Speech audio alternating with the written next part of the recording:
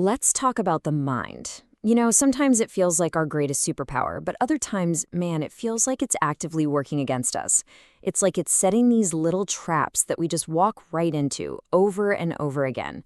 So today, we're going to explore this inner labyrinth and maybe, just maybe, find the map to get out. I mean, think about it. You're an hour into a movie and it is just awful. Every single rational part of you wants to turn it off. But then this little voice in your head goes, well, you've already invested an hour. You can't just stop now. So you stick it out, wasting another hour, and you just feel even more annoyed. Or let's take it up a notch to something way more serious. You've got plans for a weekend getaway, but the weather forecast keeps getting worse and worse until an actual hurricane is heading your way. Still, changing plans is a hassle, so you resist. You stick to the original plan, telling yourself, nah, it'll be fine. This kind of mental stubbornness can have some really, truly disastrous consequences. What we're really talking about here are mental traps. They're these super well-worn paths in our brain, these psychological glitches that make us act illogically, completely against our own best interests. They're these patterns that just turn our precious energy and time into, well, wasted effort, leaving us scratching our heads wondering, why on earth did I do that? Okay, so if you want to beat the enemy, you have to know their playbook, right? So let's pull back the curtain on some of our brain's most common and honestly most clever hidden traps. And I bet these all sound pretty familiar. That sunk cost fallacy, that's our terrible movie example. Amplification, that's when you spend like 3 hours tweaking one slide in a presentation that people will look at for maybe 5 seconds. Catastrophization, that's when your boss says, "Can I talk to you?" and your brain instantly screams, "I'm getting fired," when they probably just want to ask what you did over the weekend. And the bandwagon effect, yeah, that's that urge to buy something or believe something just because it seems like everybody else is. But here's the wild part. These traps, they aren't actually bugs. They're features. Seriously. They're ancient survival shortcuts that our brains came up with to save energy and make split-second judgments when the world was a much more dangerous place. The problem is, our world has changed a lot, but our ancient wiring hasn't always kept up. So what used to be a life-saving shortcut is now, more often than not, a life-complicating trap. So how do we even begin to fight back against millions of years of programming? Well, we have a really powerful weapon, one that anyone can learn to use. It's called self-analysis. Now, self-analysis isn't some fuzzy, abstract idea. It's a real, practical skill you can learn. It's all about being able to consciously pay attention to what's happening inside your own head, your thoughts, your feelings, your impulses, so you can get a clear picture of what's actually driving you.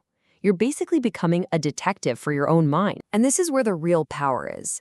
It's like you're hitting the pause button on your brain's autopilot. So instead of just reacting on instinct, you can actually take a step back, create a little space, and ask that incredibly simple but profound question. Hang on a second. What is really going on here? That tiny little pause, that's where all your freedom is. But look, escaping these traps isn't just about spotting them one by one as they pop up. It's about understanding the whole system they operate in, which is your mind. It's time to level up from just troubleshooting to actually mapping your inner world. We so often fall into this trap of linear thinking. I feel this way because of that one thing. But the reality is so much more complicated. Systems thinking shows us that our mind is more like a web. Your thoughts influence your emotions, which then influence your behaviors, which then loop back and influence your thoughts all over again. It's all connected. I absolutely love this quote because it nails this key idea in systems thinking called emergence. You get these complex, totally surprising results just from the interaction of simple parts. A butterfly isn't just a caterpillar with wings, right? It's a complete transformation. In the same way, your feelings and choices aren't just a simple list of pros and cons. They emerge from this incredibly dynamic, complex dance of countless things inside you. I know this diagram looks ridiculously complex, and honestly, that's the whole point. The message here is that your mind isn't some neat little checklist of traits. It's a busy, bustling network where everything, your motivations, your idea of yourself, your problem-solving strategies, your creativity, how you handle uncertainty, it's all interacting, all at once. If you want to escape the labyrinth, you've got to see it for the messy, interconnected system it really is. All right, theory is cool and all, but how do we actually do this stuff? Let's get into the nitty-gritty, the toolkit you can start using today to navigate your own inner system and start taking apart those traps. Okay, here's a beautifully simple but shockingly powerful tool. It's called the 5 Whys. Let's use the example here. I'm procrastinating on this project. All right, why? Because I feel overwhelmed. Okay, why do you feel overwhelmed? Because the project just feels too big. Why does it feel too big? Because I'm not really sure where to start. And why aren't you sure? Because I'm afraid I'll do it wrong. And boom, there it is. The problem isn't really procrastination, is it? It's a fear of failure. Now you have the real problem you need to solve. This next tool, the thought diary, is basically like taking a flashlight into the dark corners of your mind. You just write down the situation, the automatic thought that immediately popped into your head, the emotions you felt, and then, and this is the absolute key, you create an adaptive response.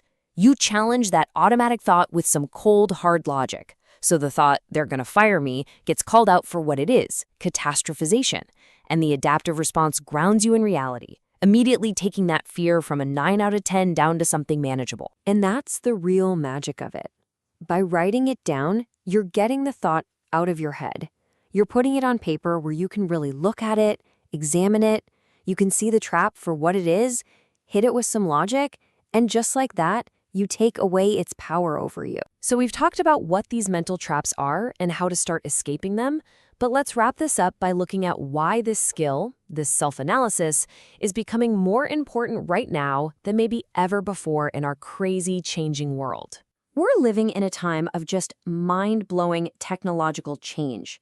And while that gives us some incredible new tools, it also brings a subtle but really profound new kind of challenge. And that new challenge is artificial intelligence. More and more, we're turning to AI for answers, for help, making decisions, just for efficiency. But all that convenience, it comes with a hidden cost. Researchers have started calling this cognitive debt. It's the gap that gets created when we use a tool, like AI, to get an answer, but we skip the hard mental work of understanding how we got there. We finish the task, sure, but we don't really integrate the knowledge. We get the output, but we sacrifice the mental muscle we would have built in the process. And this isn't just a guess. Research from MIT points to this exact thing. Relying on AI can actually sever that vital link between doing something and learning from it. Because true understanding, it isn't really about just finding the right answer. It's forged in the struggle to get there. Which leads us to one last question. As we start outsourcing more and more of our thinking to machines, what happens to our ability to think about ourselves?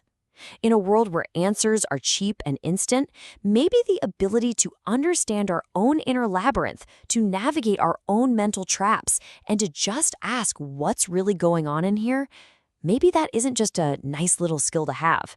Maybe it's becoming the most vital, the most essentially human skill of all. Something to think about.